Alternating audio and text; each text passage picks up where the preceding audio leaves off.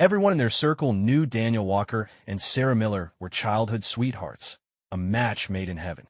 He was a top-tier tech expert, she a business prodigy, a true power couple. But at this moment, he was half buried in the cold earth of the suburbs, with only his head exposed.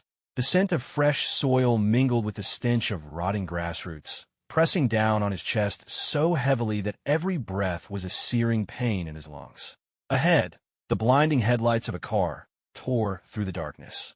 Sarah sat in the driver's seat, the engine rumbling, her face a cold, backlit silhouette. "Are you insane? Sarah, what are you doing?"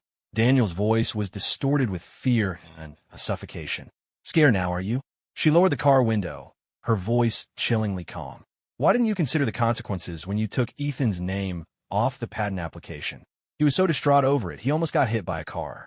Before the words had even left her mouth, she slammed her foot on the accelerator.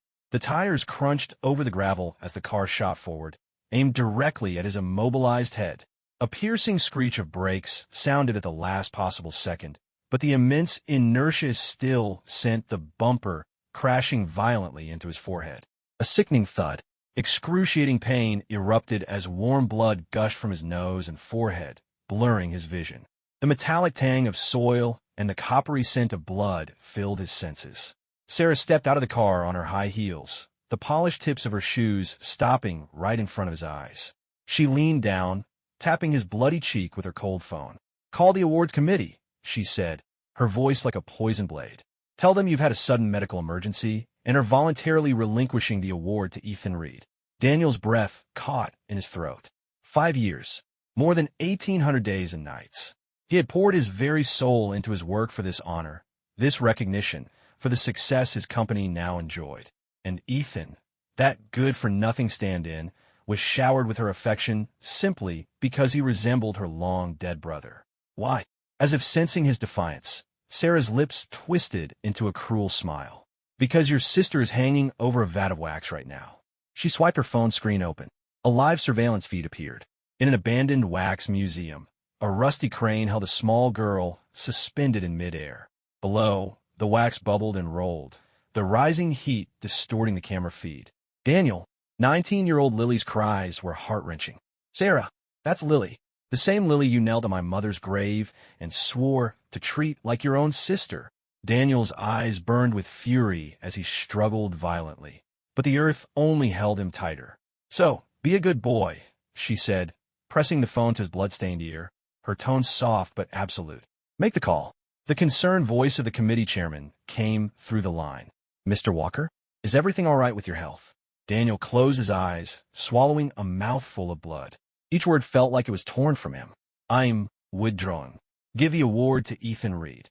The moment the call ended, the icy mask on Sarah's face melted into a genuine smile.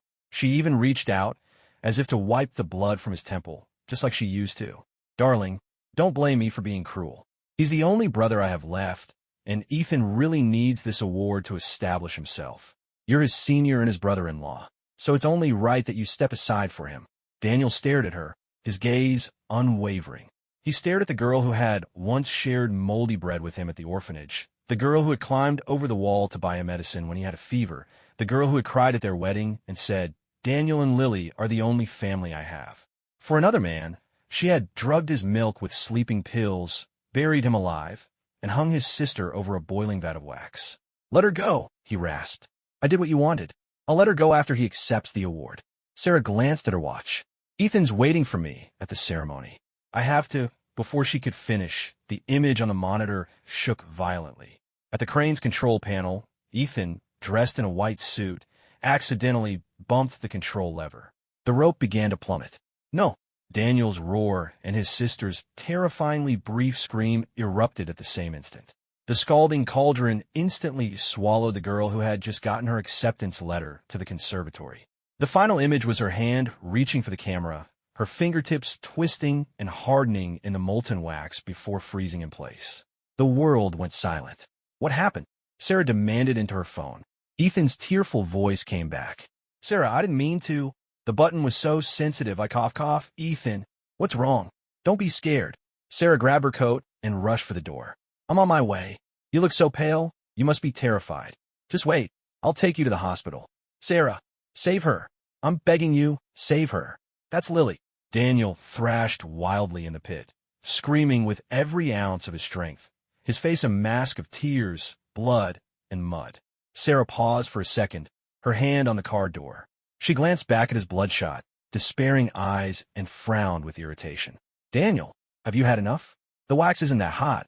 It was just to scare you. Now Ethan is in shock, and he's not well. I have to go to him right now. She slammed the car door shut.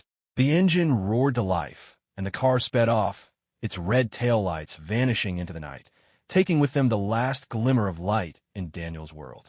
The morgue was as cold as a tomb. Beneath the white sheet, the once vibrant and lively young woman was now just a cold, lifeless body. The moment the sheet was pulled over her, Daniel heard something inside his heart shatter completely. He knelt by the gurney, his sobs racking his body. The doctor's perfunctory, "My condolences," was the final straw. He shot to his feet and began slamming his fist against the cold, tiled wall again and again. His knuckles split, his skin tore, and blood streamed down his hand, but he felt nothing. It was the only way to release the guilt and despair that threatened to tear him apart from the inside. After what felt like an eternity, he finally ran out of strength. With a trembling hand, he pulled out his phone and dialed an international number. The complete set of core technology and patents for the Orion S9 system. I can sell them to you. His voice was hoarse, yet carried a deathly calm. I have only one condition. Make Sarah Miller and Ethan Reed pay the price. Just as he hung up, his screen lit up again. Her familiar contact photo was a glaring sight under the morgue's pale lights. Sarah's voice came through the speaker, laced with its usual imperious tone and a hint of residual anger. Daniel, the awards ceremony isn't over yet. The media still wants to interview Ethan about the project details. You need to be here to assist him. Get yourself over here right now. As the person who shared his bed, Sarah knew the stubborn streak in Daniel's bones all too well.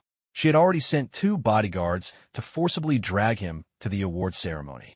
As he entered, the stage spotlights were shining brightly on Ethan. He held the trophy, beaming, basking in the thunderous applause and adoration of the crowd. And Sarah, his wife of 8 years, the famously stoic CEO of River City's business world, was now walking on stage with a bouquet, looking like a smitten teenager. An uncharacteristic blush colored her cheeks, and her eyes shone with a dazzling light as she carefully adjusted Ethan's already perfect tie, her fingers lingering, her smile overflowing with affection. The sight burned into Daniel's eyes like a branding iron. In 8 years of marriage, she had never shown him such tenderness. A memory surfaced. He had once deliberately messed up his tie in the morning, playfully asking for her help. Her response had been an impatient frown and a sharp rebuke. Daniel, you're a grown man. Can't you even tie your own tie? The coldness of her past words merged with the warmth of the present scene, slicing his heart to ribbons. Suddenly, a reporter in the audience shot to his feet. Mr. Reed, our investigation indicates that the core architecture and primary code for the award-winning Orion S9 intelligence system were created by the other founder of Miller Walker Tech, Mr. Daniel Walker. Are you plagiarizing your colleague's work? The entire hall erupted in chaos. The smile on Ethan's face froze, the color draining from his cheeks. In the dead, awkward silence, Sarah snatched the microphone. Her eyes scanned the crowd and locked onto Daniel, her gaze cold and filled with an unmistakable warning. There was no plagiarism, she said, her voice clear and firm. The Orion S9 system, from conceptualization and architectural design to the core coding and final implementation, was independently led and completed by engineer Ethan Reed. Mr. Walker merely performed some basic auxiliary tasks under company direction. A tremor ran through Daniel. He snapped his head up, searching her eyes for any hint of a joke, any sign of reluctance. There was nothing. Her gaze didn't linger on him for even a second before shifting to the trembling Ethan beside her, her expression softening with undisguised comfort and protection. He stumbled backward, hitting the cold back of a chair, which was the only thing that kept him from falling. 4 or 5 years, he had worked himself to the bone, pouring his heart and soul into this project, locking himself away in the lab. He'd endured countless sleepless nights debugging, countless moments of despair as he was forced to start from scratch. This project was his baby, the culmination of his life's work, something he thought they would cherish together. Yet, with a few dismissive words, she had erased him from its history and handed it to another. The applause thundered once more, and he stood there, feeling like a fool. During the subsequent press conference, he was escorted onto the stage by the bodyguards, where he stood stiffly beside Ethan. The reporter's questions were sharp, but under Sarah's icy stare, he could only respond mechanically, like a robot programmed to speak one word at a time. The hallway back was deserted and silent. The sound of Sarah's heels approached, finally stopping in front of him. The frost in her eyes seemed to thaw slightly, replaced by a more complex emotion. "Honey," she said, putting an arm around him, her voice uncharacteristically soft. "I heard about Lily. I'm so sorry for your loss." In the silent wasteland of Daniel's heart, her words and the mention of his sister's name stirred a faint, almost imperceptible ripple. She remembered Lily? But his hope was shattered in the next second. "It was a tragic accident that no one wanted," Sarah said, her tone calm, almost chiding. "It had nothing to do with Ethan. If anyone's to blame, it's Lily for having such bad luck." "Sarah!" Daniel shoved her away violently, his eyes blazing with fury as he stared at the face that was so familiar, yet now so alien. "That was my sister. The same Lily who called you her big sister. She was tortured to death. Ethan is the murderer, and you're still making excuses for him." His fists were clenched so tight they cracked, and every word seemed forced through his teeth with blood and tears. "I'm going to the police. I'll make him pay for this with his life. I'll make him join my sister in her grave." Sarah seemed to have anticipated his reaction. The faint trace of warmth on her face vanished, replaced by her usual cold, controlling demeanor. "Don't be naive, Daniel," she said, leaning in, her hushed voice sharper than a razor. "Open your eyes. Who in all of River City would dare to take your case? Who would dare to touch someone I'm protecting?" She paused, her gaze cutting into his last vulnerability like a scalpel. "The dead can't be brought back to life. But your sister's body, do you want it to have a proper burial or not?" As if to confirm her words, his phone suddenly buzzed in his pocket.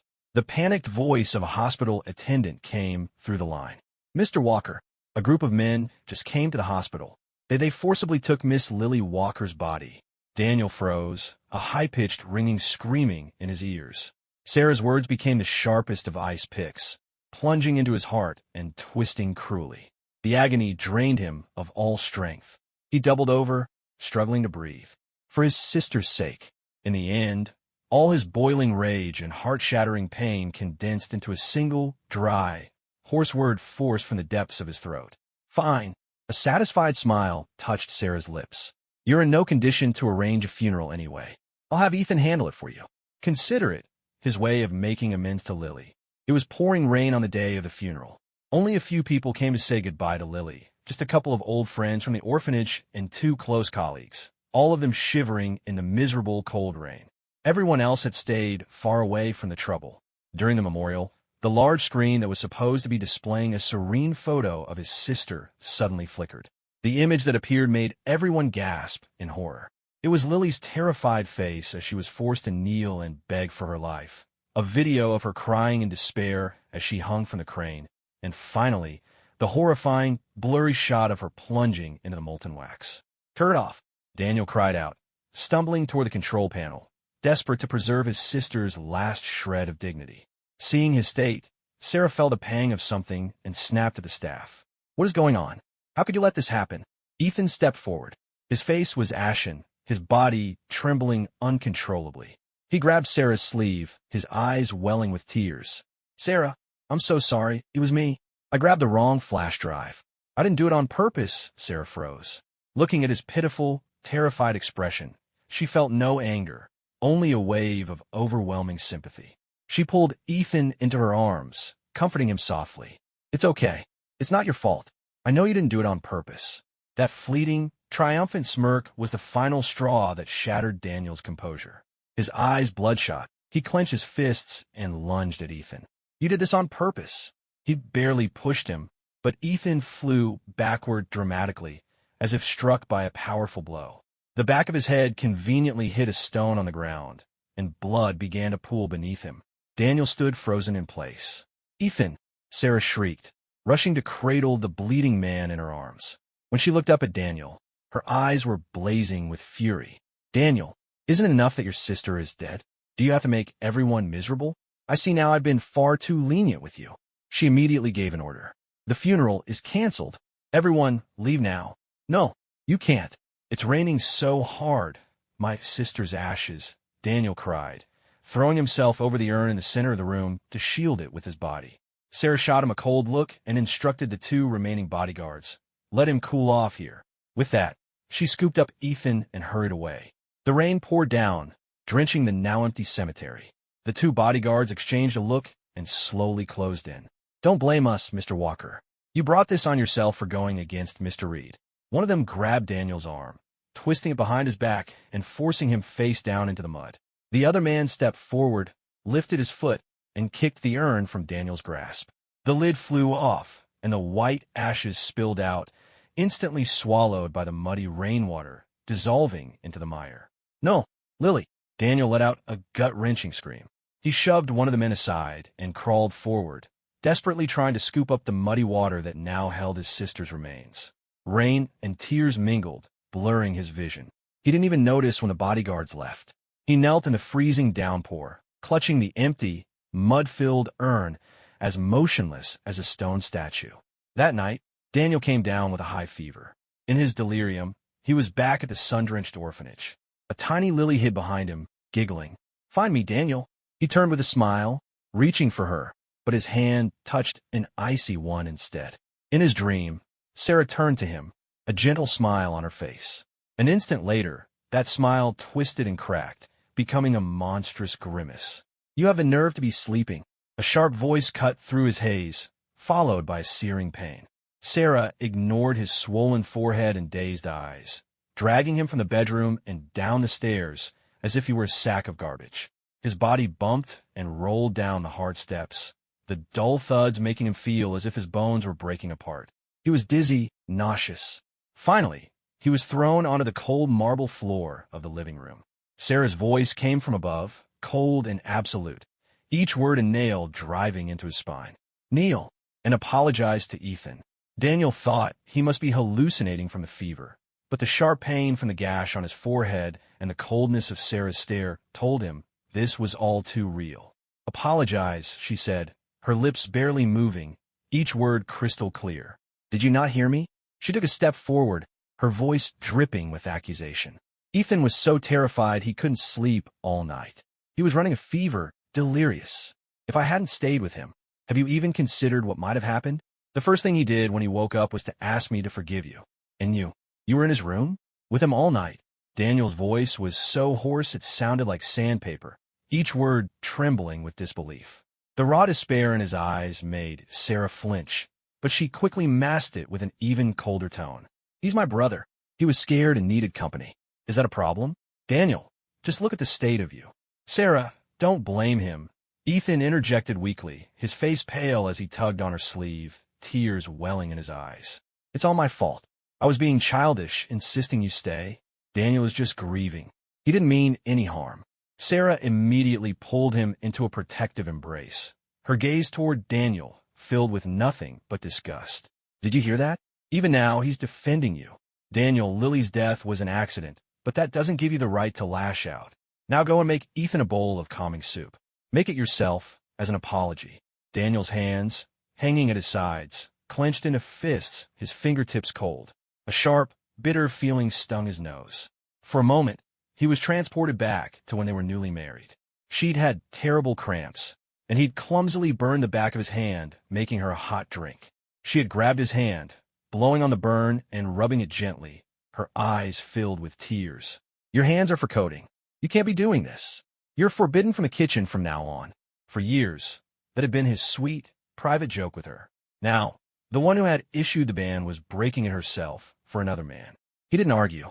He just silently dragged his aching body into the kitchen. The steam scalded the back of his hand, raising a row of clear, painful blisters.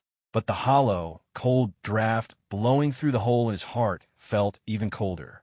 When he brought out the steaming bowl of soup, Sarah's eyes never left Ethan.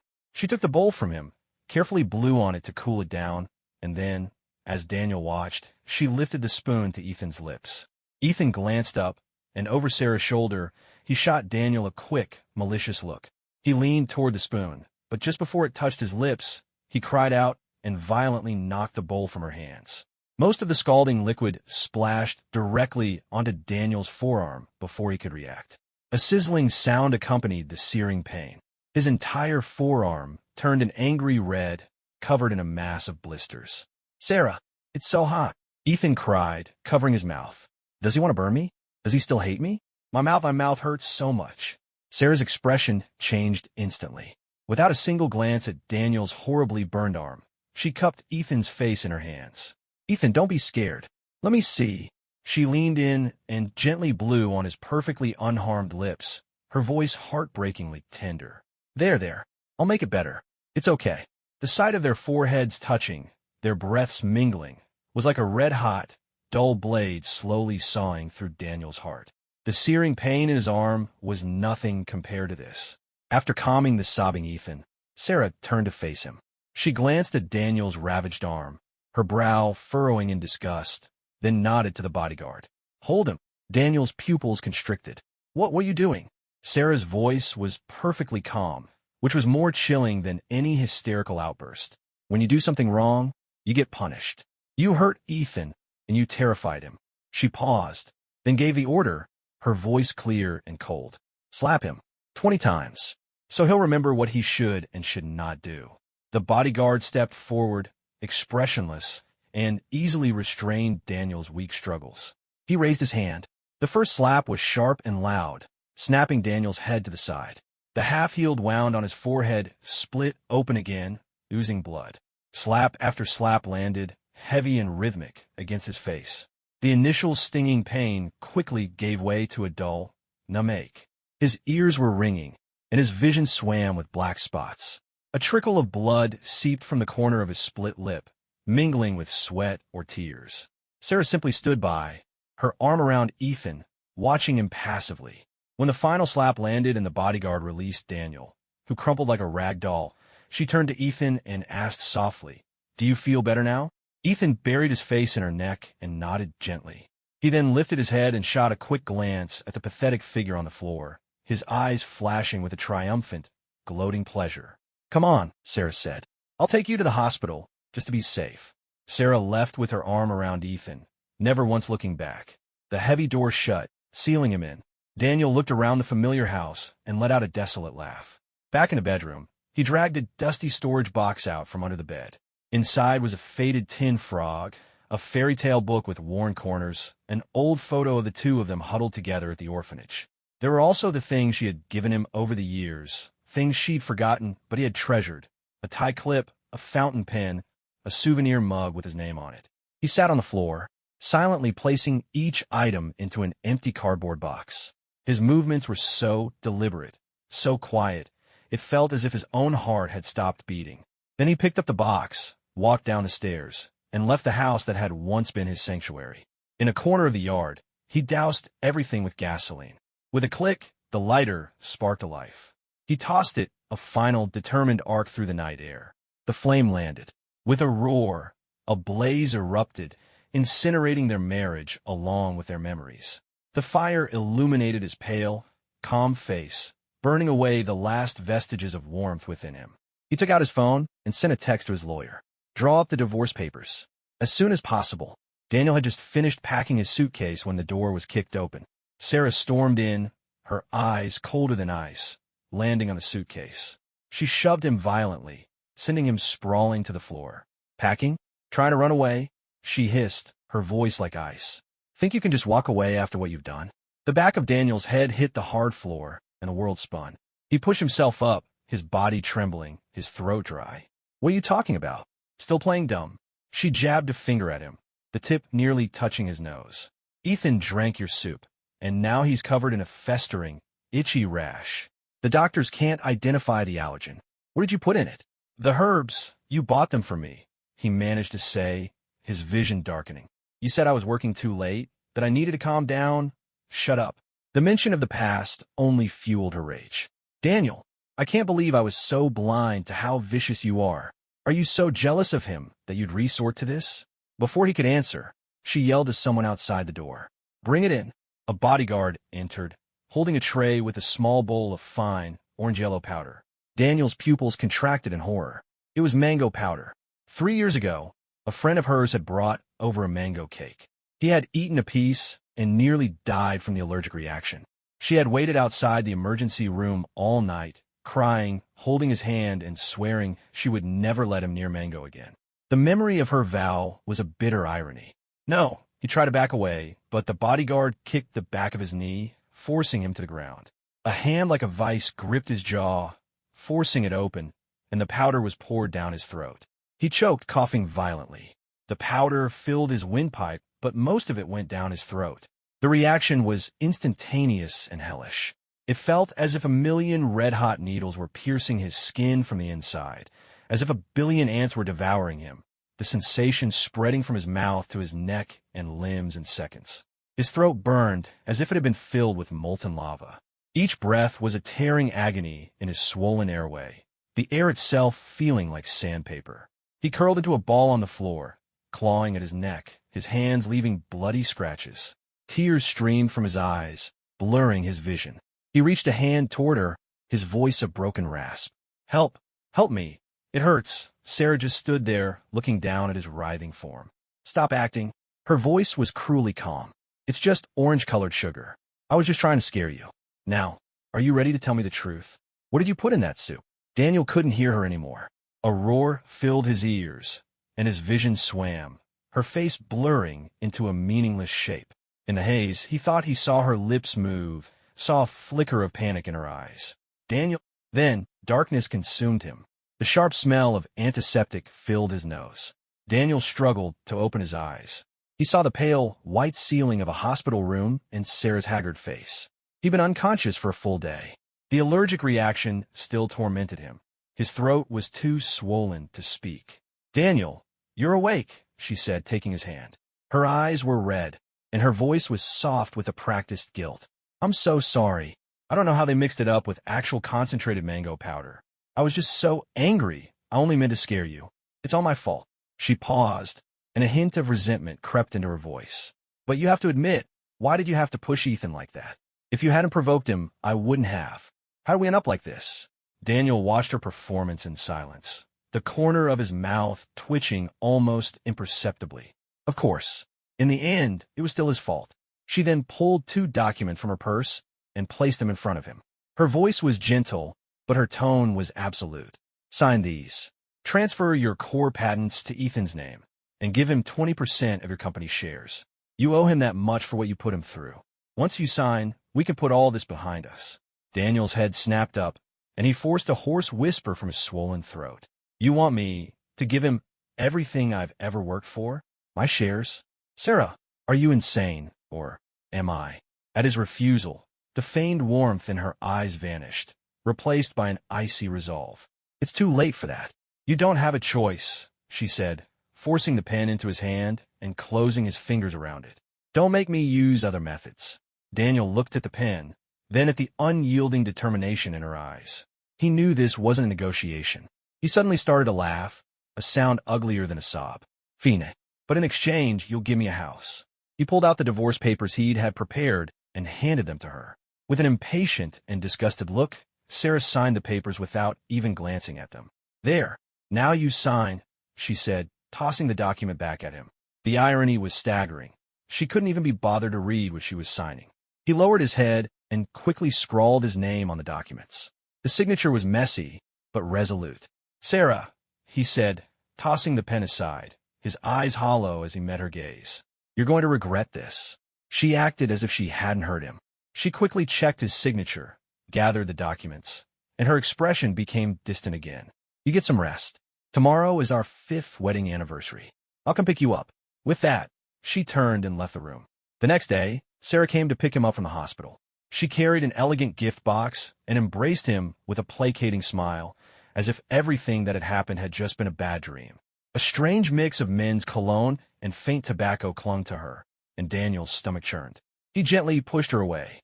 "Happy anniversary, darling," she said, seemingly oblivious. She opened the box to reveal a watch with a minimalist design. "Do you like it?" Daniel closed his eyes for a moment. When he opened them, a faint, gentle smile was on his lips. "What a coincidence. I have a surprise for you, too." It should arrive in a few days. Really?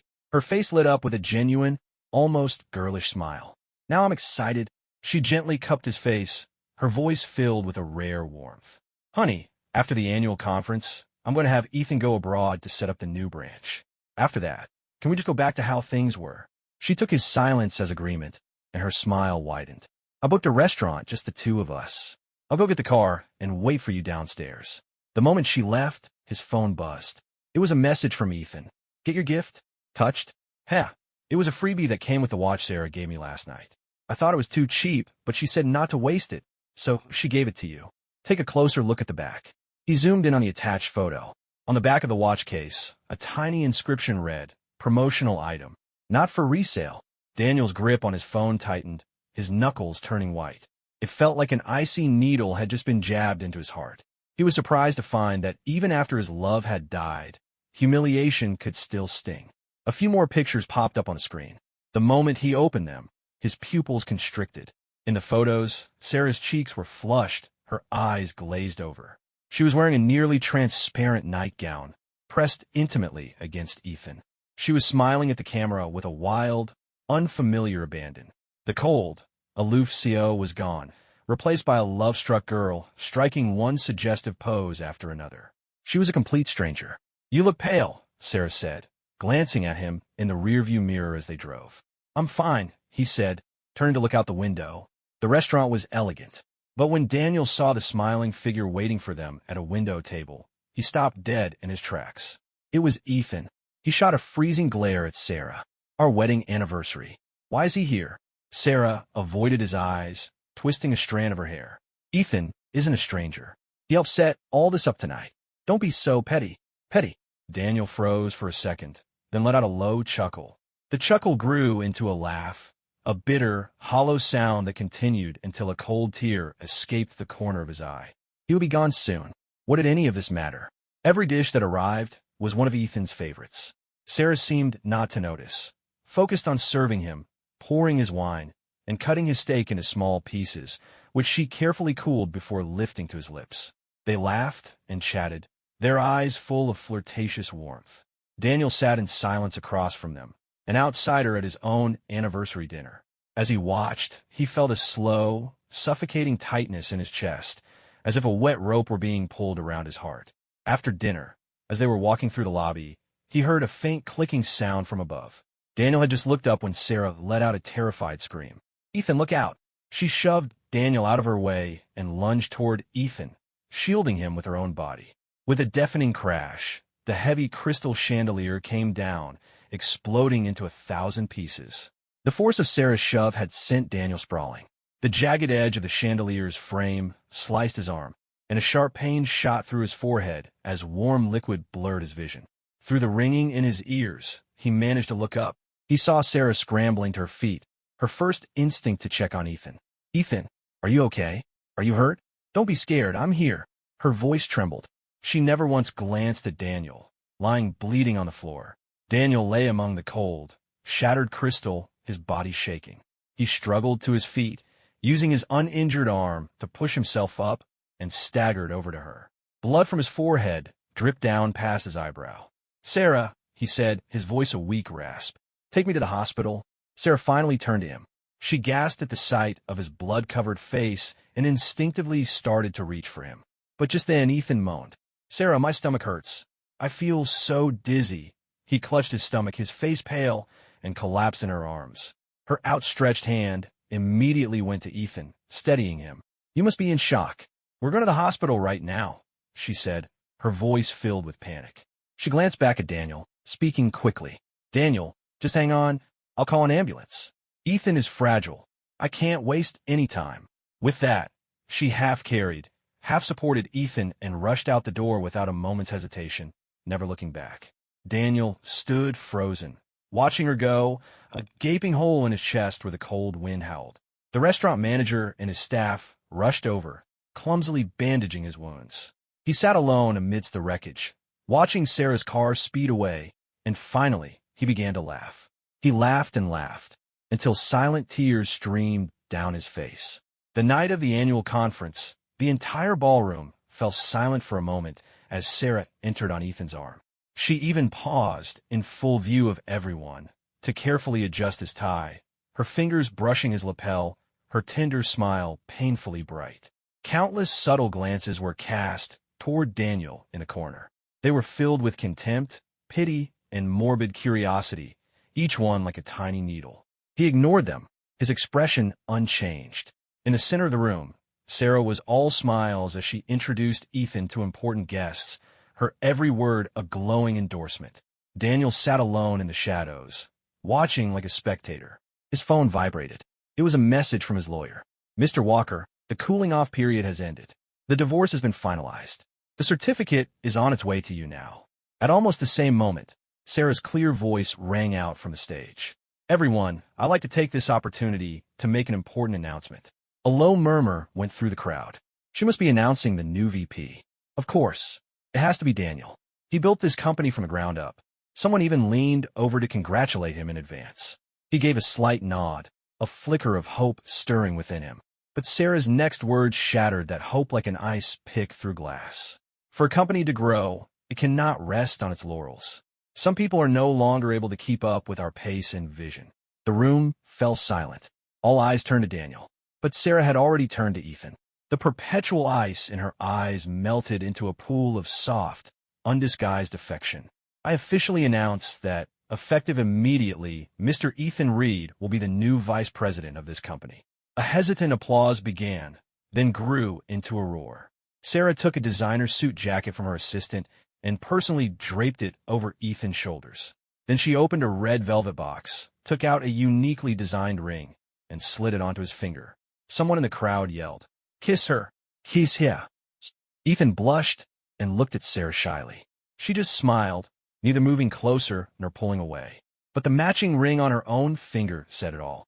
Daniel clapped along calmly, then straightened his immaculate suit jacket, stood up, and walked toward the exit.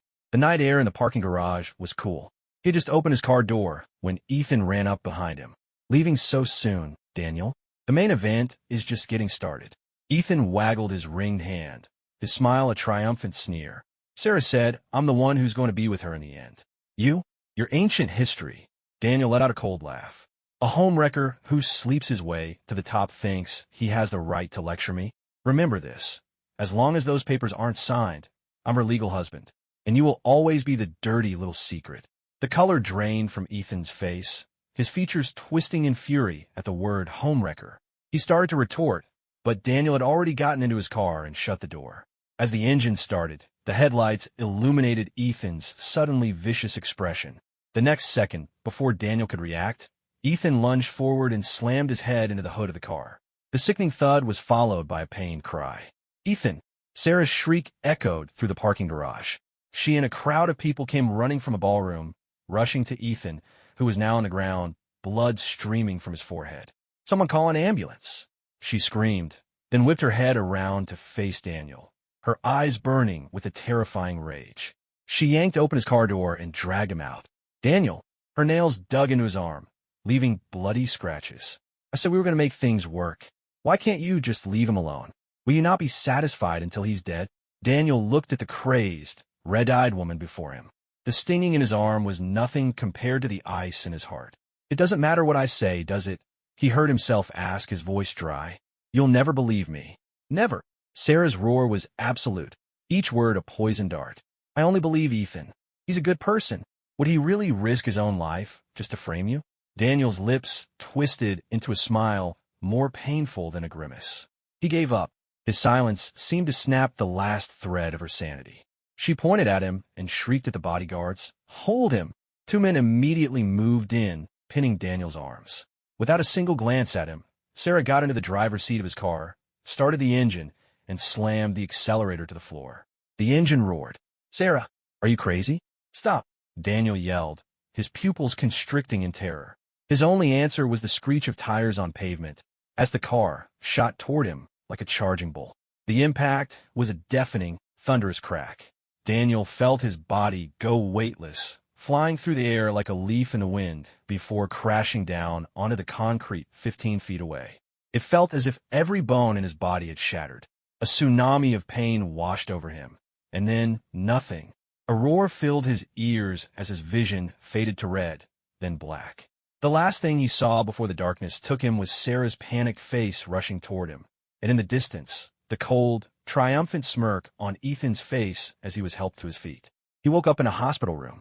His body was covered in bandages, and the slightest movement sent waves of agony through him.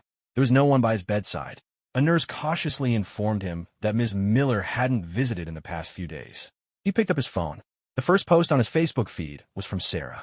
It was a photo of her and Ethan on the deck of a yacht, blue skies and bluer water behind them. She was in a bikini, her smile radiant. The location tag was a resort island on the other side of the world. At the same time, a text from Sarah came through. Ethan was shaken up and needed to get away for a bit. Don't read too much into it. Just focus on getting better. A second text followed. By the way, the Orion S9 officially launches in 3 days. The whole industry and all the media will be there. You have to be there to support Ethan and make sure everything goes smoothly. After this, we can go back to normal. I'll even have a baby with you. Daniel stared at the screen and let out a cold, bitter laugh. What on earth made her think that he would still play the fool, that he would pour his heart and soul into securing a golden future for her and her lover? She, who had always been adamant about not having children, was now willing to have his baby, just to pave the way for Ethan? It was laughable. He picked up his phone and dialed an unfamiliar number. Come get me. Now. An hour later, a black sedan pulled away from the hospital and headed for the airport. In the car, Daniel opened his laptop, connected to an encrypted network, and his fingers flew across the keyboard. He remotely accessed his company's core server and began downloading everything related to the Orion S9, the foundational code, the core algorithms, all the test data. Then he opened a hidden program named after his own birthday and entered one final command. A bright red countdown timer appeared on the screen, 72 hours. In 72 hours, every line of code and every byte of data related to the project would be permanently and irreversibly erased from the servers. His work done, he closed the laptop, leaned back in his seat, and shut his eyes. At that very moment, a courier delivered a package to Sarah Miller's executive office. On the day of the Orion S9 launch, the auditorium was packed. Sarah, dressed in a custom-tailored suit, her makeup flawless, personally escorted Ethan to the seat of honor. His face was flushed with an excitement he couldn't contain, as if he could already see himself ascending to the pinnacle of the industry. But for some reason, Sarah felt a growing sense of unease, her right eyelid twitching. She scanned the room, but the one person who should have been there to ensure a smooth launch was nowhere to be found. Ms. Miller, we still can't get a hold of Mr. Walker, her assistant whispered, his forehead beaded with sweat. Sarah clenched her fists, suppressing the strange anxiety. We're not waiting. All the materials are here. Ethan can handle it. The launch event proceeded as planned.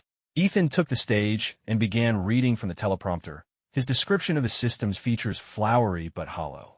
When they reached the crucial live demonstration, the main screen linked up to data from the vehicles in the field. Suddenly, a piercing alarm blared through the auditorium. What's happening? Sarah shot to her feet. The head of engineering ran over, his face ashen, his voice trembling. Ms. Miller, the server's the core code is under attack.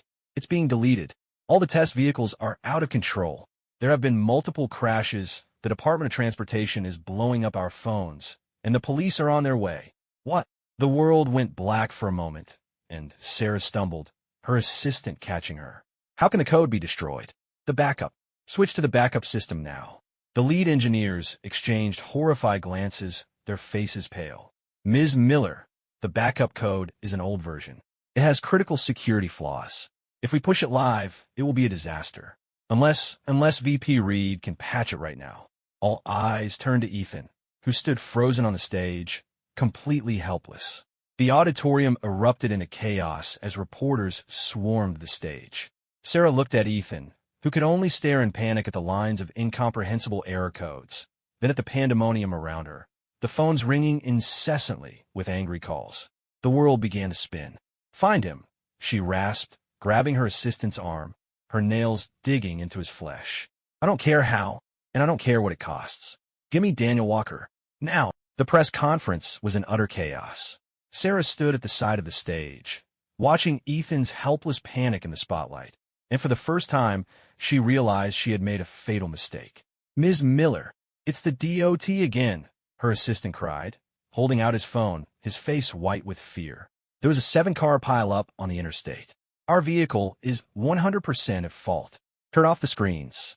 Stop the demo," Sarah ordered, trying to keep her voice steady, but a faint tremor betrayed her fear. It was too late.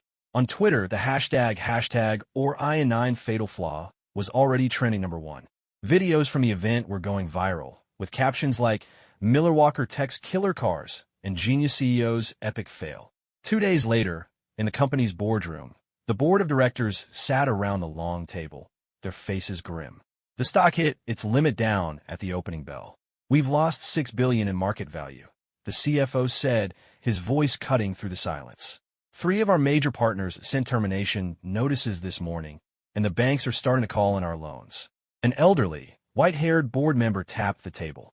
"Sarah, we need an explanation and a solution." All eyes turned to her. She wore a black suit, her makeup as flawless as ever, but no amount of concealer could hide the dark circles under her eyes.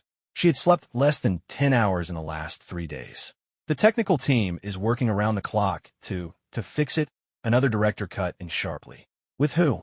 "With Ethan Reed, the boy who couldn't even read the error messages on the screen." An awkward silence fell over the room. "We need Daniel Walker," the old director said slowly, voicing what everyone was thinking. "He's the only one who can fix this mess." Under the table, Sarah's hands clenched into fists. "I'll contact him." "Don't just contact him. Bring him back," the old director said, his eyes fixed on her. "Whatever it takes. This company isn't your personal plaything, Sarah." After the meeting, Sarah went back to her office and locked the door. She collapsed into her leather chair, finally letting her mask of composure fall. She had called Daniel's number 100 times, but it always went straight to voicemail. The red, "not delivered" notification on her iMessages stung her eyes. "Daniel," she whispered, a desperate plea in her voice she hadn't even realized was there. Her eyes fell on the courier envelope on her coffee table. She remembered seeing it when she got home 3 days ago, sitting there, silent and ominous. She had been too exhausted to open it then. Now, a sense of dread washed over her. She got up, walked to the coffee table, and picked up the plain manila envelope. There was no return address, only her name and address, typed. She tore it open. The first thing that slid out was a certificate of divorce. Her hand trembled, and the document fluttered to the floor. She knelt and picked it up, her fingers shaking as she unfolded it. Their wedding photo was there, but a cold official stamp was inked across it, dissolved. The text below read, "Following the mandatory cooling-off period, the non-appearance of both parties is taken as mutual consent to divorce." Each word was like a needle in her eye. How? She had never signed. Then the memory hit her. In the hospital room, she had thrown the share transfer agreement at him, and he had signed it without a word. And then he had handed her a document, and she had signed it without even looking. It had been the divorce agreement. He had planned this all along. There was something else in the envelope. A medical report. It was her medical report from her last physical 3 months ago at her private clinic. She flipped to the last page. Under doctor's notes, it read, "Suspicious lesion found in stomach. Recommend immediate biopsy to rule out early-stage malignancy." A sticky note was attached to the page. The familiar handwriting made her eyes burn. "This is your last warning. Take care of yourself." It was Daniel's handwriting. Sarah sank to the floor, the divorce certificate and the medical report scattered around her. She wrapped her arms around herself and began to shake uncontrollably. Daniel was really and truly gone. Her phone buzzed. It was a message from Ethan. "Sarah, you haven't come to see me in days. I am scared. The reporters are always downstairs. Can you come over?" Before, she would have dropped everything and run to him. But now, Sarah just stared at the screen, and for the first time, she didn't reply. It rained all night. Sarah sat on the floor all night, until the morning light filtered through the blinds, illuminating the stark, final stamp on the divorce certificate. She stiffly got to her feet, her legs numb and tingling. She walked into the bathroom. The person in the mirror was a stranger, her eyes red and swollen, her makeup smeared. She looked as if she had aged 10 years overnight. "You can't fall apart, Sarah," she told her reflection, her voice hoarse. "The company still needs you." But as she said the words, she remembered the look in the board member's eyes. It wasn't need. It was blame. She splashed cold water on her face, forcing herself to calm down. The divorce was final. The cancer was a death sentence hanging over her head. But right now, she had more pressing matters to attend to. Her phone rang. It was the hospital. "Ms. Miller, we have your biopsy results. We recommend you come in as soon as possible to discuss them." Sarah hung up and used the wall to pull herself to her feet. She looked up at the sky. The clouds had parted slightly, revealing a small patch of pale blue. It was time to face the music, both the cancer and the disaster of her own making. An hour later, she was in the doctor's office. The doctor pointed to a shadow on the CT scan, his tone grave. "Ms. Miller, the biopsy confirmed it is early-stage stomach cancer. The good news is that we caught it early, so the surgery has a high success rate. But you need to be admitted immediately for preoperative tests and treatment." "What's the success rate?" Sarah asked calmly. "If we start treatment now, the 5-year survival rate is over 80%. But if you delay, how much will it cost?" The doctor paused.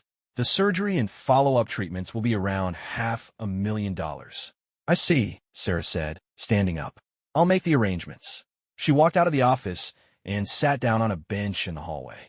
Patients and their families milled around her, some crying, some praying, some just numb. Sarah took the medical report from her purse and looked again at the sticky note from Daniel. "This is your last warning. Take care of yourself." He had known all along. While she was ignoring her own health, he had still been looking out for her. And how had she repaid him? With suspicion, with cruelty, by pushing him into the abyss time and time again, all for another man. Sarah buried her face in her hands, and her shoulders began to shake. This time, she didn't try to stop it. Hot tears streamed through her fingers, scalding her skin. "I'm so sorry, Daniel. I'm so sorry, Lily. But what good were apologies now?" After a long while, she wiped her tears and got to her feet. The woman in the reflection's eyes were red and swollen, but now held a new resolve. She took out her phone and called her assistant. "Schedule a press conference for tomorrow morning. I'm going to make a public apology. Also, use every resource we have. I want you to find Daniel Walker. I don't care what it costs." Her assistant hesitated. "Ms. Miller, what about Mr. Reed?" Sarah was silent for a moment. "Don't tell him anything for now." The press conference was scheduled for 10 the next morning in the main hall of the Miller Walker Tech headquarters. By 9, the lobby was already swarming with reporters, their cameras all aimed at the entrance, eager to capture the first images of Sarah Miller's fall from grace. Backstage, a makeup artist was carefully trying to conceal the signs of exhaustion on Sarah's face. "Ms. Miller, you look," the artist began, then trailed off. "Just keep going," Sarah said, her eyes closed, her voice flat. At 9:50, her assistant came in, looking nervous. "Ms. Miller, there are over 300 media outlets out there, plus investor representatives and the families of the crash victims. Is the statement ready?" "It is." "But Ms. Miller, the board says you can apologize, but you cannot admit to any fundamental flaws in the technology. They want you to put all the blame on Mr. Reed." "No, absolutely not. That would destroy Ethan's reputation." Sarah shot back. The assistant handed her a tablet. Sarah quickly scanned the carefully worded, blame-deflecting statement, a sarcastic smile touching her lips. She set the tablet down and pulled a handwritten page from her purse. "Use this instead." The assistant took the page, and her face went pale after reading only a few lines. "Ms. Miller, this is a full admission of guilt. The company will face astronomical lawsuits, and you could be held personally liable." Just then, another employee handed the assistant a second tablet. She glanced at it, and the color drained from her face. "Ms. Miller, look, it's the complete, unedited video from the Wax Museum." Sarah started to reach for the tablet, but another staff member came to hurry her along. Seemingly not having heard her assistant, she pulled her hand back. "Just leave it on my desk. I'll look at it later. Right now, I have to face the media and the families. Also, contact the IT department. I want all the backstage server logs and surveillance footage from the launch event." Now, the assistant, not daring to argue, hurried away. At 10 o'clock sharp, Sarah walked to the podium. The flashes of the cameras were like a torrential downpour, the sound of their shutters a constant roar. She wore a simple white blouse and black slacks, no jewelry. She was a stark contrast to the powerful, impeccably dressed CEO everyone was used to seeing. She began by taking full responsibility for the disaster, and then she resigned as CEO. The room erupted. "Furthermore," Sarah said, raising her voice over the din, I am personally pleading for Mr. Daniel Walker to return to the company. He is the only one who can fix this technology and prevent further tragedies. The reporters could no longer contain themselves. Ms. Miller, does admitting to these flaws mean that Ethan Reed was not qualified to lead this project? What is your relationship with Mr. Reed? Why did you put him in charge of such a critical project against the advice of your engineers? Do you really think Mr. Walker will come back? Are you trying to emotionally blackmail him? Sarah didn't answer any questions about Ethan. She simply repeated, "My only request is that Mr. Walker comes back. He is the only one who can save this project and prevent more families from being hurt." The press conference ended abruptly. Sarah was quickly escorted out by security, leaving a storm of unanswered questions in her wake. Back in her office, the head of engineering was waiting for her, trembling. "Ms. Miller, here are the server logs and surveillance footage from the launch," he said, placing a flash drive on her desk. "But I think some of the data may have been altered." "What do you mean?" The engineer lowered his voice. "The server logs show that VP Reed didn't perform a single valid operation during the demo. All the demonstration code, it was all pre-packaged by Mr. Walker. All Ethan did was click run." Sarah plugged the drive into her computer. The surveillance footage showed Ethan on stage, reading from the teleprompter, while the engineering team scrambled below. When the alarm went off, his first instinct was to look to her at the side of the stage, his eyes filled with a panic and helplessness that no project lead should ever show. The log files were even more damning. During the critical time window, the user, Ethan Reed, had an activity log of 0. He hadn't done a single thing. He didn't know how. Sarah closed her eyes, taking a deep breath, her lips trembling. "No, Ethan is a genius. He said he would help me make the company a global leader." When she opened her eyes again, they were shadowed with a profound exhaustion. "You can go. Don't tell anyone about this."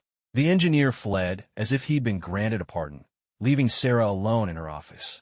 She reached for her coffee, but her eyes fell on the tablet she'd left on her desk. She picked it up and opened her email.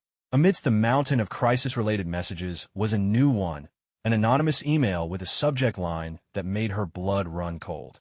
The sender was a string of random characters. The subject was just 2 words, the truth. She opened it.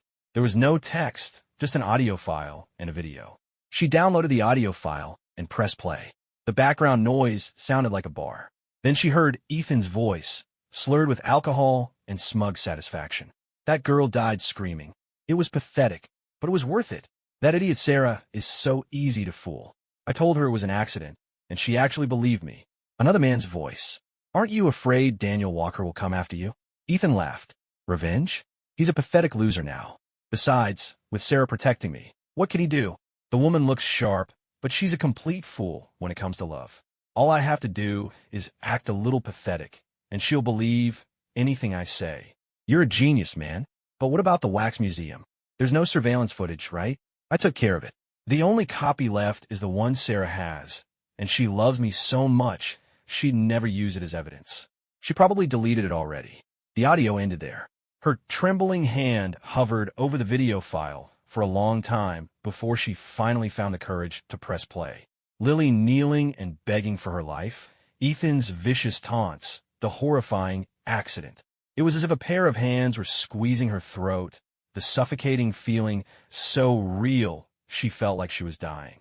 So Daniel had been telling the truth. Ethan had murdered Lily. Sarah sat in front of her computer, an icy coldness spreading through her. She remembered her heart aching for Ethan when he'd called her from the wax museum. She remembered leaving Daniel buried in the dirt without a second thought. She remembered believing Ethan's lie that the wax wasn't that hot, without ever bothering to check for herself. From the very beginning, she had been lying to herself. She covered her face and sobbed. "Daniel, I was wrong. Please come back." After a long time, she dried her tears and called her assistant, telling her to hire a private investigator. Within an hour, the investigator's findings were in her inbox. Sarah had thought Ethan's only crime was Lily's murder, but as she opened the 100-page PDF, her heart stopped. Case after case, lie after lie, each one a testament to her blind trust and foolish indulgence. Her phone buzzed. It was Ethan. The contact name, Little Brother, flashed on the screen, a bitter, mocking sight. Sarah stared at it until the ringing stopped. Then she stood, grabbing her coat and car keys. She was going to find Ethan and demand an explanation. He lived in a luxury high-rise she had bought for him in the most expensive waterfront district in River City. Sarah had a key card, but she had never come here alone, so late at night. The elevator ascended in silence, the mirrored walls reflecting her pale, drawn face. She looked at the stranger staring back at her, and remembered the day she had first brought Ethan here. He had said, "Sarah, this is too expensive. I could never afford this." She had ruffled his hair and smiled. "Silly boy, what's mine is yours. How ridiculous." The elevator doors opened onto a thickly carpeted hallway that absorbed the sound of her footsteps. She walked to apartment 2806 and used her key to unlock the door. Inside, the living room was lit by a single floor lamp. Ethan was on the sofa in a bathrobe, playing a video game. Beer cans and takeout containers littered the coffee table. He looked up, startled. Then his face broke into its usual innocent smile. "Sarah, what are you doing here? You should have told me you were coming. The place is a mess. The surveillance footage from the Wax Museum. Did you delete it?" Sarah's voice was terrifyingly calm. Ethan's smile froze. He put down his controller and stood up. "Sarah, what are you talking about? That was an accident. And you had your men kick over the urn, didn't you?" Sarah took a step closer. "I know everything." The air in the room grew thick. Then, the innocent expression on Ethan's face cracked and fell away like a broken mask. He slowly straightened up, the familiar, vulnerable posture gone, replaced by a lazy arrogance. "Oh, so you found out," he said with a shrug, walking to the liquor cabinet to pour himself a whiskey. "Took you longer than I expected." Sarah's stomach churned as she looked at him. "Why? Why?" Ethan scoffed, turning back to her. "Because it was fun. Watching the great Sarah Miller dance like a puppet on my strings. Watching a golden boy like Daniel Walker get dragged through the mud. It was all very entertaining." He took a sip of his drink. "As for Lily, well, she was in my way. If she hadn't died, Daniel would never have truly hated you, and you would never have given me everything I wanted." Each word was a poisoned dagger twisting in Sarah's heart. She began to tremble. "So, you were using me? This whole time? Using—" Ethan raised an eyebrow. "Such an ugly word. Let's call it a mutually beneficial arrangement. You needed a little brother to fill the hole in your heart, and I needed a ladder to the top. A fair trade, don't you think?" He walked toward her, reaching out to touch her face, but she slapped his hand away. "Don't touch me," she snarled, staring at him, finally seeing the greedy, vicious, utterly amoral creature that lay beneath the innocent facade. "You will not get away with this," she heard herself say, her voice like ice. As if to deliver the final, killing blow, Ethan raised an eyebrow. "Sarah, just give up. Your company is bankrupt, Daniel is gone, and your parents—" He paused, a malicious smile playing on his lips. "Oh, that's right, you don't know, do you? Your parents came to see me the other day. They want to partner with me to squeeze out the last of your assets. Such loving parents you have." Sarah's pupils constricted. "Don't believe me?" Ethan took out his phone and played a recording. Her mother's fawning voice filled the room. "Ethan, dear, our Sarah can be so foolish, but we believe in you. If you promise us a 30% cut, we'll give you the combination to her safe and her spare corporate seal." The recording continued, but Sarah couldn't hear it anymore. The world was spinning, a high-pitched ringing in her ears. She grabbed the back of the sofa to keep from falling. Ethan turned off the recording, a brilliant smile on his face. "I hear you're dying. If you're going to die, do it somewhere else. I'm sick of looking at you." That was the final straw. Sarah lunged at him, her hands closing around his throat. "I'll kill you," but she was too weak. Ethan easily broke her grip and shoved her away. She stumbled backward, the corner of the coffee table digging into her lower back. A wave of agony washed over her. She fell to the floor and watched as Ethan straightened his bathrobe and looked down at her, his face a mask of contempt. "Pathetic," he said, shaking his head. "You brought this on yourself. If you had just been a good little ATM, I wouldn't have had to be so cruel." He shoved her out the door. "This apartment is mine now," he sneered. "Get out." The door slammed shut. Sarah lay on the cold floor of the hallway, tears finally streaming down her face. She didn't make a sound, just let the silent tears fall, letting the despair wash over her like a tidal wave. After a long time, she struggled to her feet and limped out of the building. As the elevator descended, she watched the numbers change and suddenly remembered something Daniel had said to her years ago. "Sarah, no matter what happens, I'll always be here for you." She had laughed and said, "I don't need you to protect me."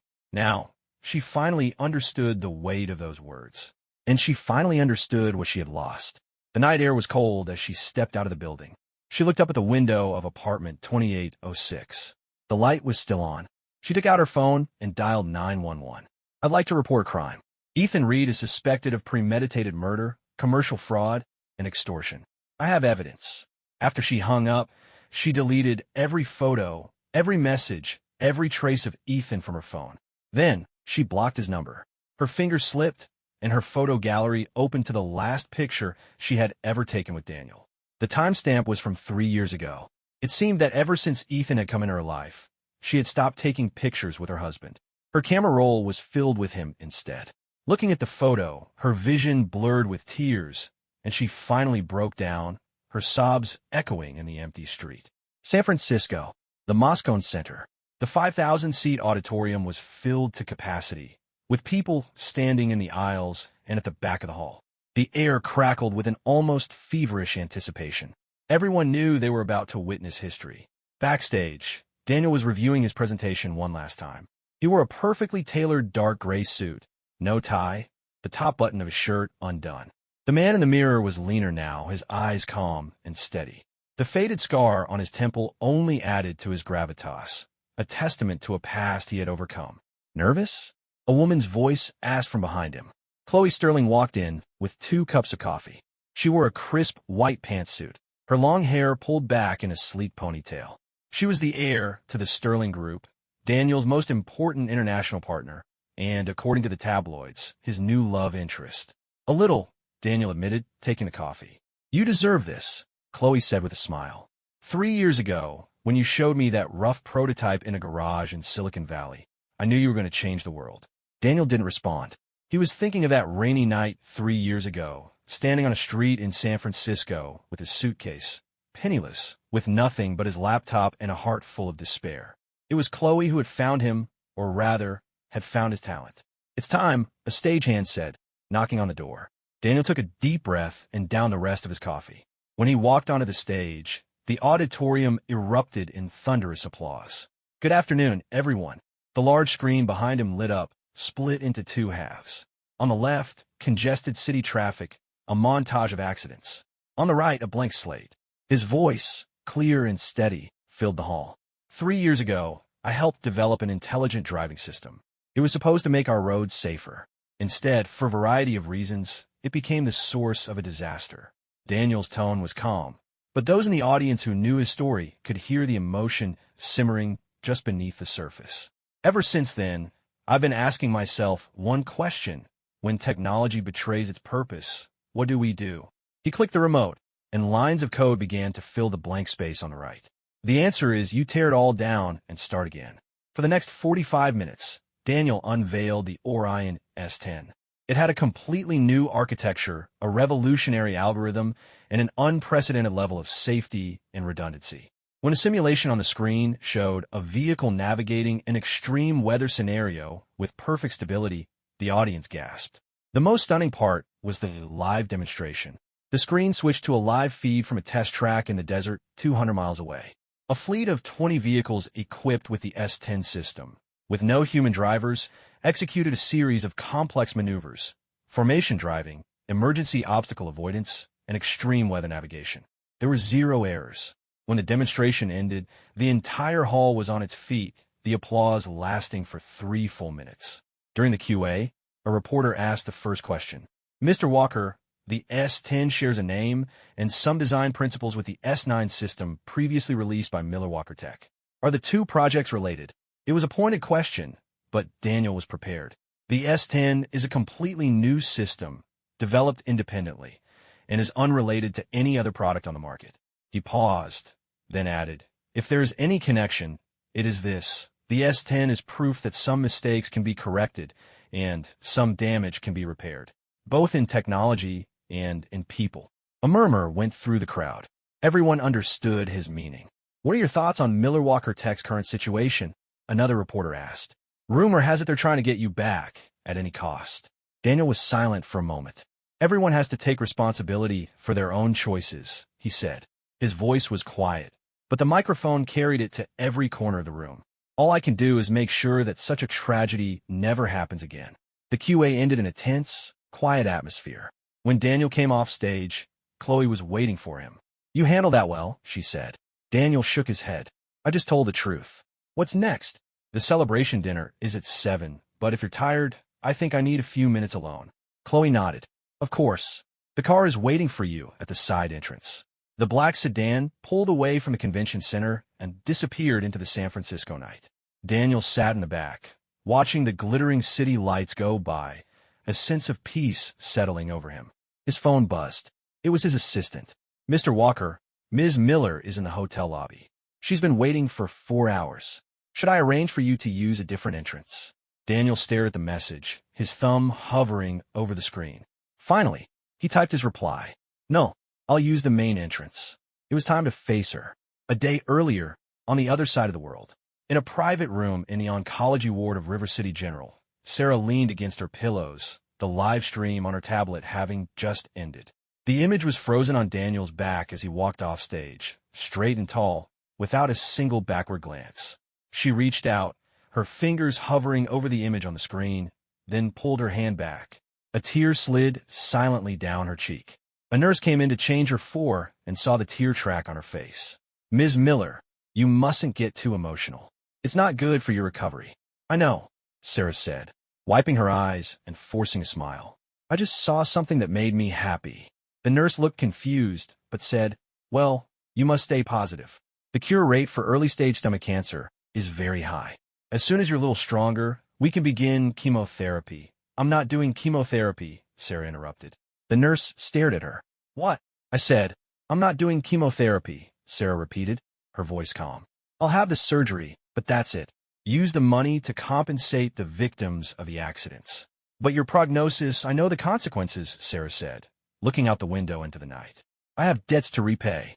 The nurse started to say something else, but seeing the look in Sarah's eyes, she just sighed, finished her work, and left. The room was quiet again. Sarah picked up her phone and opened a travel app. The earliest flight to San Francisco was at 10 the next morning. She booked the ticket. When the confirmation popped up, she suddenly remembered something from years ago. Daniel had gotten his first big bonus and had excitedly told her he was taking her on a trip. She had said, "Why would we travel here? If we're going somewhere, it should be international." He had just smiled and said okay. He'd worked freelance jobs for 3 months to save up enough money for a trip to the Maldives. And then, something had come up at work, and she had canceled. He hadn't said a word, just quietly canceled the tickets and eaten the cost. At the time, she had thought it was perfectly reasonable. Work was more important than a vacation. Now she understood. She hadn't missed a vacation. She had missed out on a heart that had loved her completely and without reservation. The phone slipped from her hand. Sarah curled into a ball, burying her face in her pillow. This time, she didn't cry. She just lay there, trembling, and waited for the morning. The San Francisco morning was shrouded in fog. As Sarah walked out of the airport with her small suitcase, the cold wind made her cough. The pain in her stomach was a constant companion now. She expertly fished a bottle of painkillers from her purse and swallowed 2 dry. She hailed a cab and gave the driver the name of a hotel. When she walked into the lobby, her cheap trench coat and exhausted face were a stark contrast to the luxurious surroundings. "Excuse me," she said to the woman at the front desk. "Is Daniel Walker staying here?" The receptionist smiled politely. "Mr. Walker is a guest here, but he has requested that we not admit any unannounced visitors." "I'm his," Sarah started, the word wife catching in her throat. "His ex-wife," she finished. "I need to see him. It's urgent." A flicker of surprise crossed the receptionist's face, but her professional smile never wavered. "I'm sorry, but I can't disclose guest information. You could try contacting his assistant." "I have. He won't see me." There was a desperate plea in Sarah's voice. "Please, just tell him Sarah Miller is here. I'll wait." She had been awake for what felt like days. The pain in her stomach and the jet lag made it almost impossible to stand. She leaned against the marble countertop for support. The receptionist hesitated, then picked up the phone. 5 minutes later, a man in a dark suit stepped out of the elevator. It was Daniel's assistant. Sarah had seen him on the live stream. "Ms. Miller," the assistant said, his tone polite but distant. "Mr. Walker is in a meeting. I'm afraid he won't have time to see you today." "I can wait," Sarah insisted. "I'm afraid that won't do any good," the assistant said, adjusting his glasses. "Mr. Walker was very clear. He will not see you." Furthermore, he paused. He's flying to New York this afternoon for the next leg of the road show. Sarah's heart sank, but she wouldn't give up. Then just 5 minutes before he leaves, Ms. Miller, a cool voice came from behind her. Sarah flinched and spun around. Daniel was standing a few feet away. He was dressed casually in a dark sweater and slacks, holding a folder, looking as if he were on his way out. He was thinner than she remembered, but his eyes were just as sharp, and he had a quiet strength about him that reminded her of the young man she had first met, so focused and brilliant in his lap. Daniel, she breathed, her voice catching in her throat. He walked toward her, his pace steady and unhurried.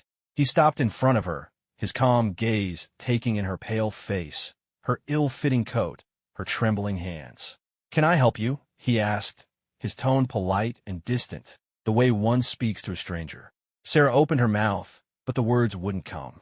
Finally, she managed to say, The company needs you. The victims, they need a solution. The open-source version of the Orion S10 will be released next month." Daniel cut her off. "Any manufacturer will be able to use it, free of charge, to repair and improve their existing systems. That is all I can do. But the patents, the core, technology, have nothing to do with Miller Walker Tech anymore." Daniel's voice was cold. "Ms. Miller, I believe you once told me that the company was yours and had nothing to do with me." His words hit her like a slap in the face. She remembered the arrogant, entitled way she had said it, and the flash of pain in his eyes. "I was wrong," she whispered, her head bowed, tears welling in her eyes. "Daniel, I know I was wrong. I shouldn't have trusted Ethan. I shouldn't have doubted you. I shouldn't have what I did to Lily." At the mention of his sister's name, something flickered in Daniel's eyes. But it wasn't softness. It was a deeper, colder anger. "Don't say her name," he said, his voice low and dangerous. "You don't have a right." The tears finally fell from Sarah's eyes. "I'm sorry. I really am.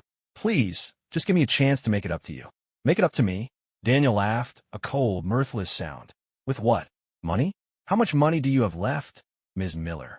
Or were you planning on using your—" His eyes fell on the hand she had pressed to her stomach. "Your life, which is about to run out?" The color drained from Sarah's face. He knew. He even knew about the cancer. Sarah." Daniel took a step closer, so close she could smell the clean, pine scent of his cologne. It was unfamiliar. The fresh, grassy scent she used to buy for him was gone. "Listen to me very carefully. I don't hate you. Hating someone takes too much energy, and you are not worth the effort." His voice was quiet, but each word was a dagger. "I just don't care. Whether you live or die, whether you're rich or poor, it means nothing to me. Now, please leave." Just then, the elevator doors opened, and Chloe Sterling stepped out. She wore a wine-colored cashmere coat, her long hair loose around her shoulders, her makeup flawless. She radiated a calm, effortless confidence. She took in the scene in the lobby, raised a delicate eyebrow, and then walked to Daniel's side. "Daniel, the car is ready. And I was right. The pine suits you much better." Her tone was warm and familiar. She turned to Sarah, her smile becoming polite, professional. "And you must be Ms. Miller. It's a pleasure to finally meet you." Sarah watched as Chloe naturally took Daniel's arm, saw the easy, unspoken intimacy between them. The pain in her stomach flared, so sharp she could barely stand. "Ms. Sterling," she managed to say. "Please call me Chloe," she said, her smile unwavering. "I hear Miller Walker Tech has run into some trouble recently. Such a shame. As it happens, the Sterling Group is looking to expand into the autonomous vehicle sector.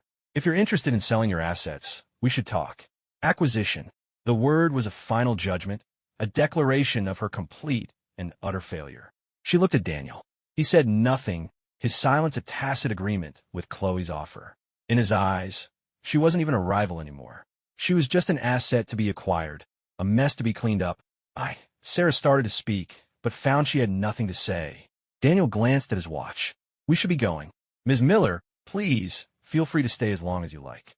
He turned and walked toward the revolving door, Chloe at his side. Chloe glanced back at Sarah, her expression a mixture of pity and appraisal, but no hostility. Sarah wasn't a threat. The revolving door turned, and they were gone, swallowed by the San Francisco morning. Sarah stood frozen, not moving for a long time. The receptionist asked, her voice soft, "Ma'am, do you need any help?" Sarah shook her head, picked up her suitcase, and walked toward the door. The sunlight was blinding as she stepped outside. She squinted at the bustling street, and suddenly remembered something Daniel had once said to her. "Sarah, no matter how far I go, I'll always know the way back home to you." She had laughed at him then, called him sentimental. Now she understood. Some roads, once you take the wrong turn, you can never go back. Her phone vibrated. It was her lawyer calling for back home. "Ms. Miller, we've finished the investigation into your parents' finances. They used your name as collateral to take out $80 million in loans from 3 different banks. They've left the country. Their whereabouts are unknown. The banks are demanding repayment within a week, or they'll freeze all your remaining assets." Sarah hung up and looked up at the sky. The San Francisco sky was a brilliant, piercing blue. She started to laugh, a wild, broken sound, tears streaming down her face. Her family destroyed, betrayed by everyone she had ever trusted, dying of a terminal illness. She thought, this is the end you have made for yourself.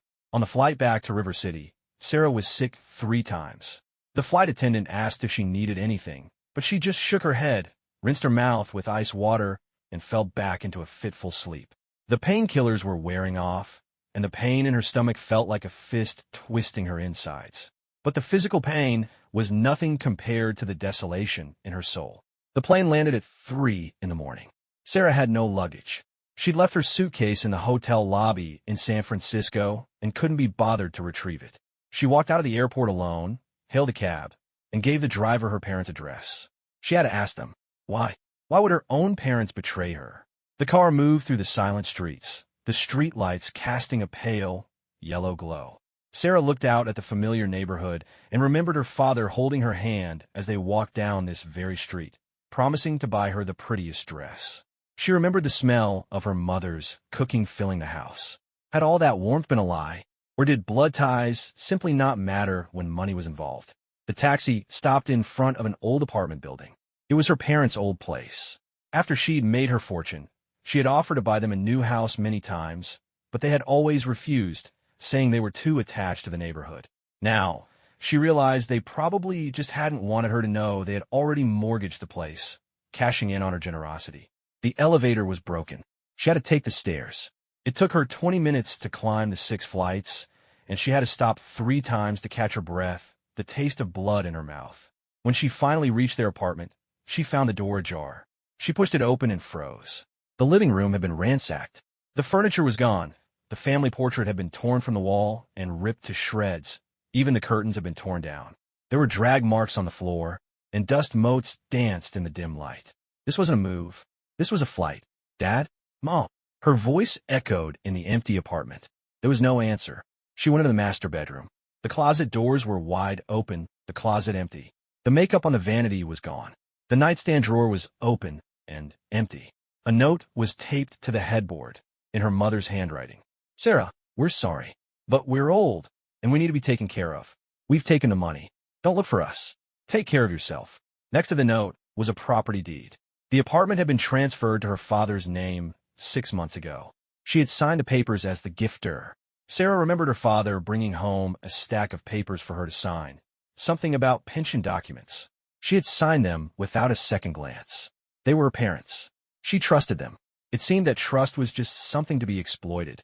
She slowly knelt and picked up the pieces of the torn family portrait. In the photo, a 10-year-old her was beaming, her parents' arms around her. They looked so happy. It was all a lie. A tear fell onto the photo, blurring the fake smiles. Her phone rang. It was the bank. "Ms. Miller, the 3 loans in your name are now past due.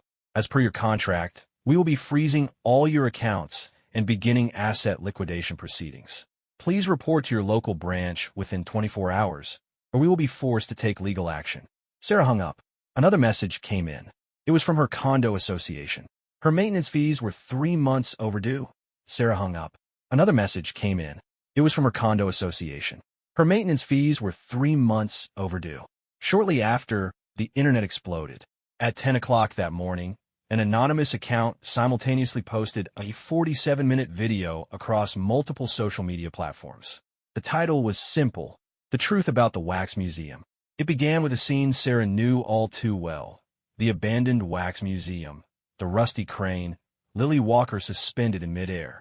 But this was a different angle, the complete, unedited footage from a hidden security camera.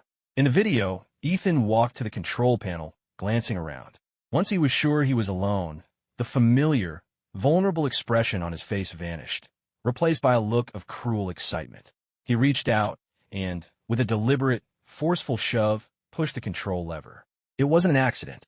The rope plummeted, and Lily's heart-stopping scream filled the audio. Ethan watched her fall, a smirk playing on his lips. He even leaned over the vat, watching as her struggles ceased, before turning and walking away. But the video wasn't over. The next clip was from 10 minutes later. Ethan was in an alley behind the museum, meeting with a man in a baseball cap. "Is it done?" the man asked. "The security footage is deleted." Ethan's voice was clear and unmistakable. "The only copy left is the one Sarah has, and she'd never use it as evidence." "That idiot. And she calls herself a CEO. Pathetic." The man laughed. "You're a genius, man. Still, that girl died hard. Her screaming is going to give me nightmares." "Nightmares? Éteins lit a cigarette. Think about the money we're getting. It'll be worth a few bad dreams." The third clip was from a convenience store security camera. It clearly showed Ethan buying a packet of concentrated mango powder on the exact day Daniel had been poisoned. The final piece of evidence was a series of iMessage screenshots. It was a conversation between Ethan and his accomplice, detailing their entire plan: how to frame Daniel, how to win Sarah's trust, and how to systematically drain the company of its assets. One line was highlighted in red: "Sarah is a lovesick fool. All I have to do is act pathetic, and she'll believe anything. Once she's served her purpose, I'll just get rid of her." Within 10 minutes, the video had over 1 million shares. An hour later, hashtag Ethan Reed is a murderer was the #1 trending topic on Twitter.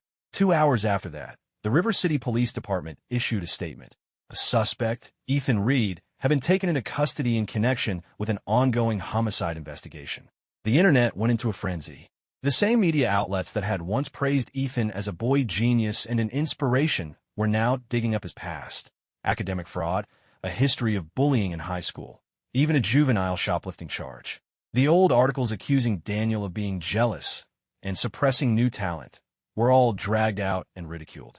Thousands of people flooded his social media pages with apologies, even though he hadn't posted in over 6 months. Sarah's phone was ringing off the hook. Reporters, investors, even complete strangers, all wanting a comment. She turned off her cell phone and unplugged her landline. Finally, silence. She sat in the tiny apartment she had rented with the last of her cash, a 1-month lease. The room contained only a bed, a chair, and a cheap wardrobe. The walls were stained. On her laptop screen, the video played on a loop. Every time she saw Ethan push the lever, her stomach seized. Every time she heard the words, "that idiot Sarah," she couldn't stop shaking. The truth was so naked, so cruel. She really had been a complete and utter fool. The sound of sirens grew louder, coming from the street below. Sarah walked to the window. Several police cars were parked outside, surrounded by a swarm of reporters, their cameras all pointed at her building's entrance. They were here. She knew they would come. Sarah didn't hide. She changed into a clean blouse, combed her hair, and even put on a little lipstick. The slash of red against her pale skin looked like a smear of blood, a final, defiant claim to dignity. There was a knock at the door. She took a deep breath and opened it. 2 police officers stood on her doorstep, with a crowd of reporters crammed into the hallway behind them. "Miss Sarah Miller?" the lead officer said, showing his badge. "We need you to come with us to answer some questions regarding our investigation into Ethan Reed for murder and commercial fraud." Camera flashes exploded in her face, and a wave of questions washed over her. "Ms. Miller, do you have any comment on the video? Did you know what Ethan Reed was really like? Will you apologize for protecting a murderer?" Sarah said nothing. She just nodded to the officers. "I'll come with you." As she stepped out of the building, an egg flew from the crowd and splattered against her shoulder. The sticky yolk ran down her blouse. "Murderer's accomplice," someone screamed. "Go to hell." More insults and garbage rained down on her. The police hurried her toward their car, but she could still hear the voices. She let her sister-in-law die for that pretty boy. What a monster. Serves her right she's bankrupt. Serves her right she has cancer. How can she even show her face in public? The car door slammed shut, cutting off the noise. Sarah sat in the back, looking at her own disheveled reflection in the window, and gave a sad, bitter laugh. River City Penitentiary, maximum security wing. Ethan cowered in the corner of his cell, shaking. In 3 months, he had wasted away to skin and bones, his eyes sunken, his cheekbones sharp. The handsome young man was gone. Inmate 0778, on your feet. A guard barked, rapping his baton on the bars. Ethan looked up, terrified. Where am I going? Visitation. You have a visitor. A visitor? Who would visit him? His parents had publicly disowned him after his arrest. His friends had all vanished. And Sarah, that fool, was in no position to help anyone. Who could it be? Confused, but with a flicker of hope, Ethan was led to the visitation room. He froze when he saw the person sitting on the other side of the glass. It was Sarah. She was even thinner than the last time he'd seen her, her face as white as paper, but her eyes were calm and held a strange pity. Sarah, he breathed, pressing his hand to the glass. You're here to get me out, right? I know I was wrong. I'm so sorry. Sarah watched his performance in silence. The video was faked. Someone framed me. Ethan grew more and more agitated. Sarah, you have to believe me. I am innocent. You're so powerful. You can get me out of here. Ethan, Sarah finally spoke. Her voice was quiet, but it silenced him instantly. She looked at the twisted, desperate face on the other side of the glass and felt as if she were looking at a stranger. This was the person she had sacrificed everything to protect. This was the person for whom she had destroyed the lives of everyone who had ever loved her. How pathetic. I've seen the full, unedited footage from the Wax Museum, Sarah said. It's very clear you pushed that lever. The color drained from Ethan's face. And the convenience store footage. And the iMessages. Sarah continued, her voice flat. The evidence is conclusive. What is there to say? Ethan's panic twisted into a venomous glare. So you're just here to gloat? Don't forget, Sarah, you're an accomplice. If you hadn't protected me, I never would have gotten away with it for so long. You're right, Sarah said with a nod. And I will be punished for what I've done. But your punishment is just beginning. She stood up to leave. Wait.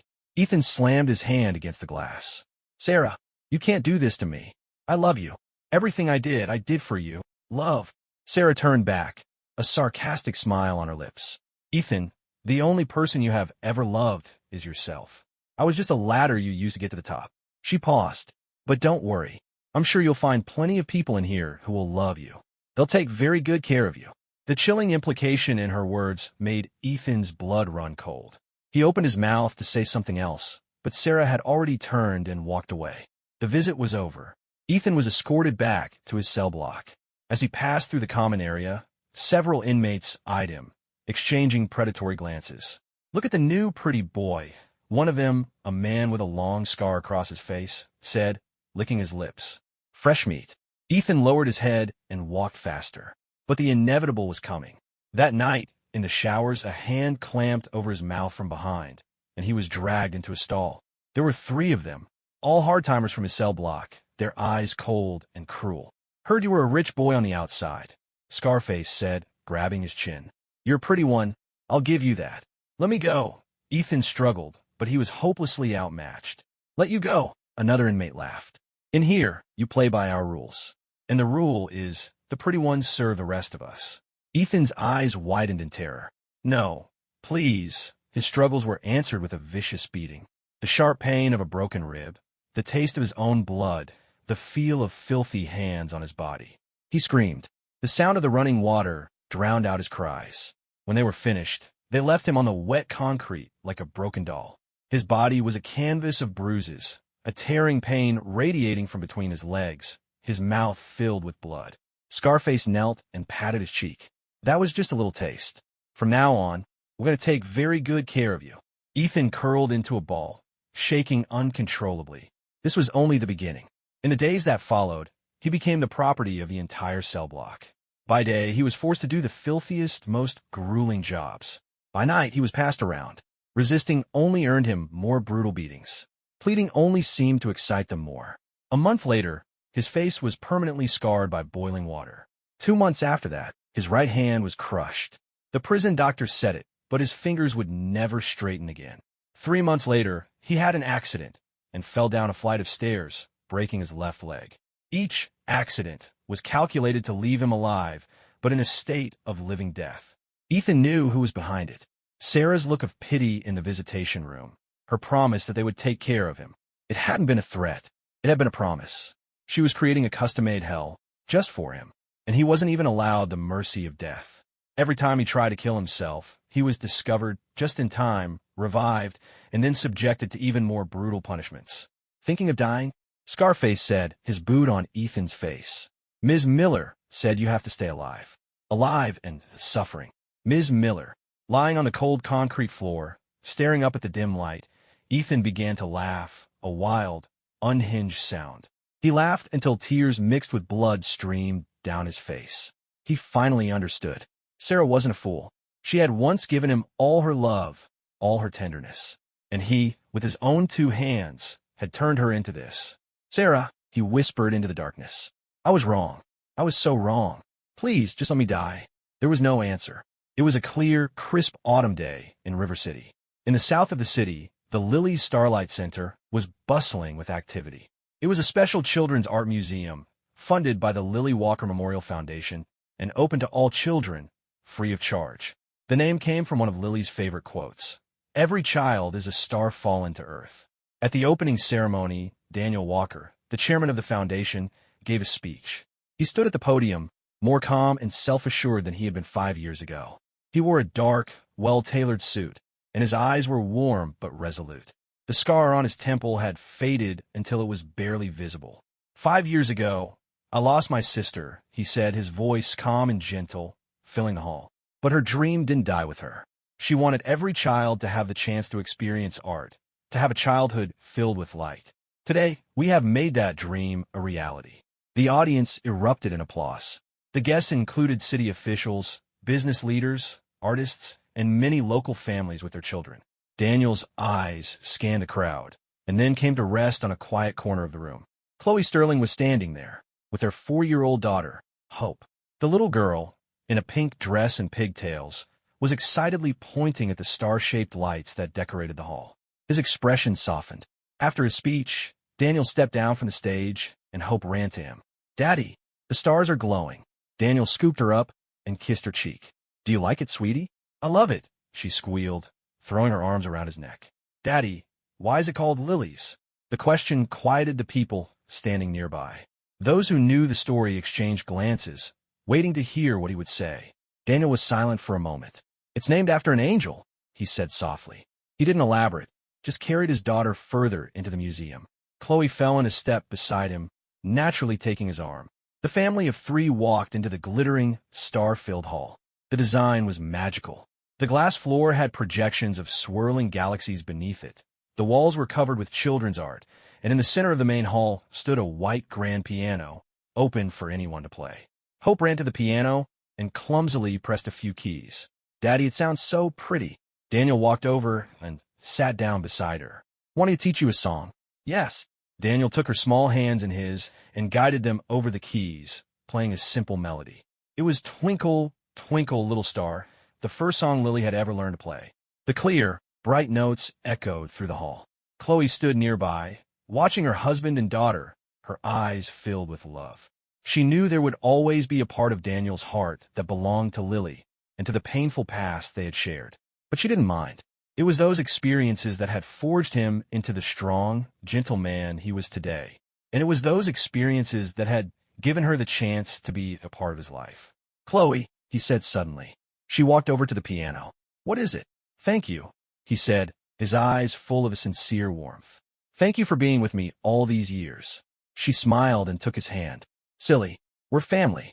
Hope looked from her father to her mother. Mommy, Daddy, can we be together forever? Daniel and Chloe looked at each other and smiled. Yes, they said in unison. After the ceremony, Daniel walked his wife and daughter to their car.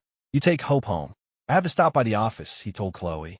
Don't be too late, she said, kissing his cheek. Hope wants you to read her a bedtime story tonight. I will.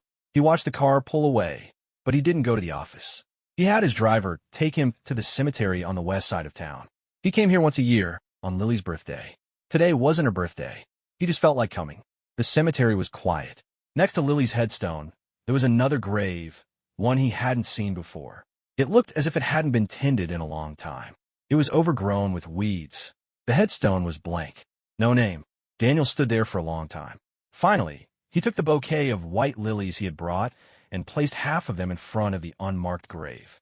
A breeze stirred the petals. Sunlight filtered through the leaves of the trees, dappling the grass with light. Not long ago, someone had told him that Sarah Miller had died. He had been in a meeting at the time. He'd hung up the phone and finished the 2-hour negotiation. He could barely even remember her name.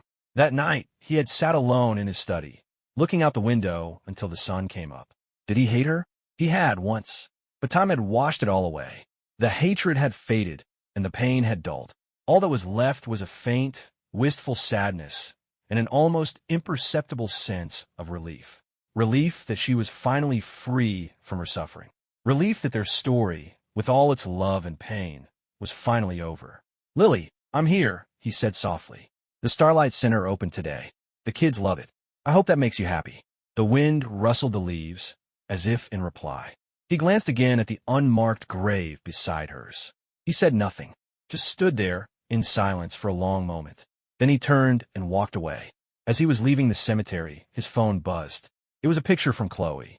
Hope was dancing in their living room, her smile as bright as the sun. The caption read, "Someone misses her daddy. Come home soon." Daniel smiled and typed back, "On my way." As he settled into the car, he took one last look back at the cemetery. The sun was setting, painting the sky in warm shades of orange and red. The pain of the past, the mistakes that could never be undone, the people he had loved and hated, they were all part of that fading twilight.